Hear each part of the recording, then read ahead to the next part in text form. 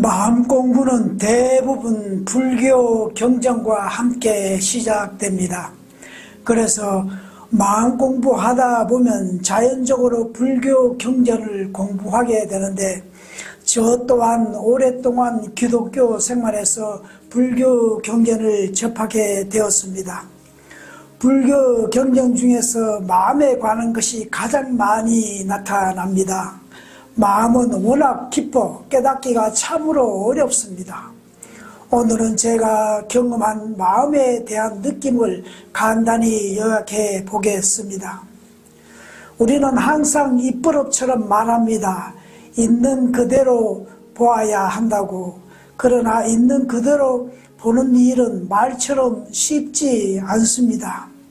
웬만큼 수행이 묻어 있지 않고는 불가능한 일입니다. 있는 그대로 보는 것이 바르게 보는 것입니다.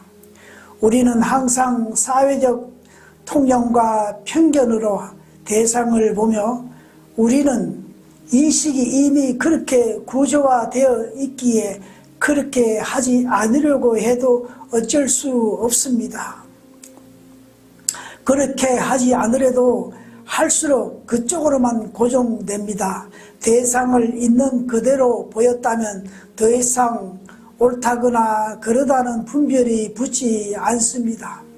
일단 분별이 일어나면 감정이 생겨서 집착하게 되며 어딘가에 집착하면서 감정이 들끓는 건 당연한 것입니다.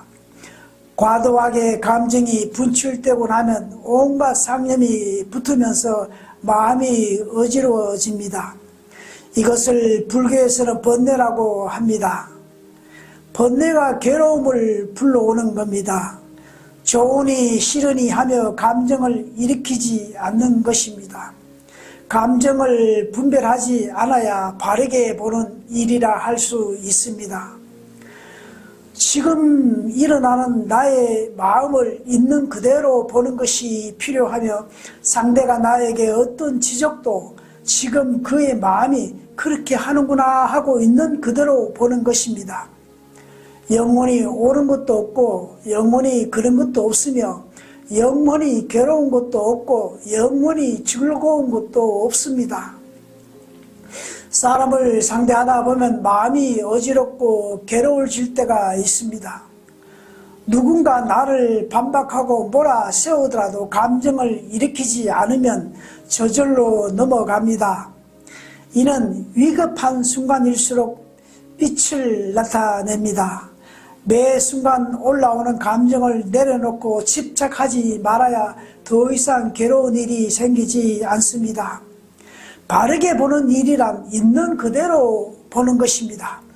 어떤 대상에도 감정을 섞지 않는 일입니다. 자신의 감정도 마찬가지입니다.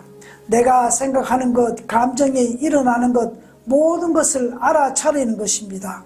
아, 내가 지금 이런 감정 올라오네, 알아차립니다. 먹고 싶으면 내가 먹고 싶어 하네, 배가 고프면 내가 배고파 하네, 모든 것을 알아차리면 스스로 절제와 또 다른 나와 타협도 하게 되며 함께 공부하게 됩니다. 생각은 한 번에 한 번만 하지 두 가지 못합니다.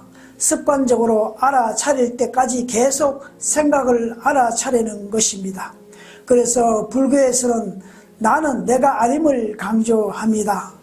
습관되면 삶에 많은 변화가 옵니다. 좋지 않는 일들도 일어나려다 사라집니다.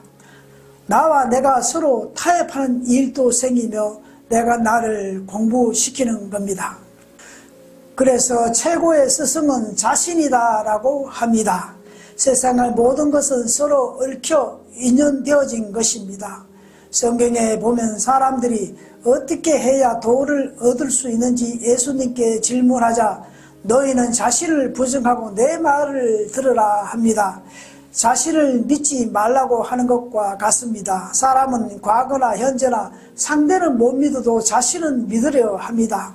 상대보다 자신을 더 잘 못 믿는 것이 인간입니다. 언제 어떻게 환경에 따라 변할지 모르는 것이 인간입니다. 그래서 늘 알아차리는 훈련이 필요합니다. 단번에 되지 않지만 계속적으로 학습하다 보면 자신이 조금씩 변함을 알게 됩니다. 상대가 어떻게 하든 받아들이는 건 자신에게 달려 있습니다. 상대가 나에게 그렇게 하면 내가 인연법으로 그렇게 살아왔기 행해집니다. 나와 인연법이 맞지 않으면 절대 그런 상대 만나지 않습니다. 모든 문제는 상대가 아니라 자신입니다. 이것이 생기면 저것이 생기고 이것이 없어지면 저것도 함께 사라집니다. 기쁨이 생기면 슬픔이 생기고 즐거움이 생기면 괴로움이 생깁니다. 늘 알아차림 학습하다 보면 어느새 자신이 우뚝 올라서게 됨을 체험합니다. 오늘 또 알아차림 생활에서 자신을 관찰하는 습관을 가져보시길 기원합니다. 감사합니다. 덕분입니다. 우리 모두 희망입니다.